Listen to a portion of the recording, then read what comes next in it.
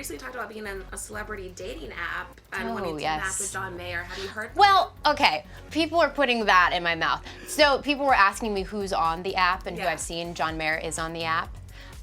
There's a lot of familiar faces on this app, but it's pretty ridiculous. It's so funny. Like, you get on it, and half of the people I already know or have been on dates with. So I'm like, but I still, you know, it's fun though. It's fun. Yeah. But I'll just leave it at that. Do you have like a dream guy you would ever want to see on the app? Like a celeb crush that you would hope to swipe right?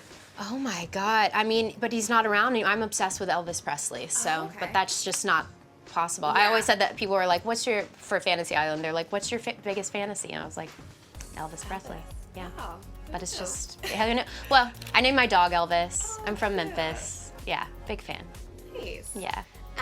And then I knew that John Mayer thing was gonna come back and bite me in the butt. I just need to learn to shut my mouth. Fantasy Island, obviously, is coming out soon. Looks absolutely terrifying. What can you tell us about the film? Yes, so I play Melanie in Fantasy Island, which is they're calling it a remake. It's sort of a remake with a very modern twist on the really popular TV show in the 70s. But basically these 5 guests win a golden ticket. They get to go to this island and their wildest dreams can come true. And then I think they realize pretty quickly that everything is not as it seems and things are gonna take a very dark and twisted left turn. And so then it becomes basically a fight of survival. Yeah.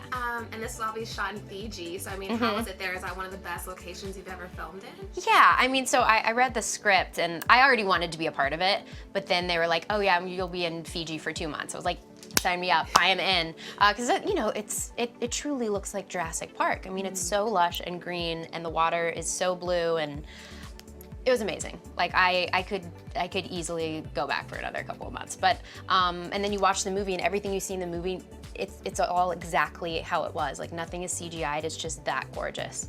And so we had to live on a boat for 2 weeks because we had to drive into this island and this remote island and film, and then we'd come back and sleep and eat on the boat. And so when we weren't filming, we'd be scuba diving and hiking and waterfall jumping, and I was living my best life. Let's talk about Katy Keene. It premiered last week, so did you do anything special to celebrate? Did you watch the premiere? Well, funny enough, premiere day was my last day of filming season 1. Wow. So we were filming in Grand Central Station, and they got us all a hotel room to like tweet and watch together across the street. So I would like run back and forth to watch and then film.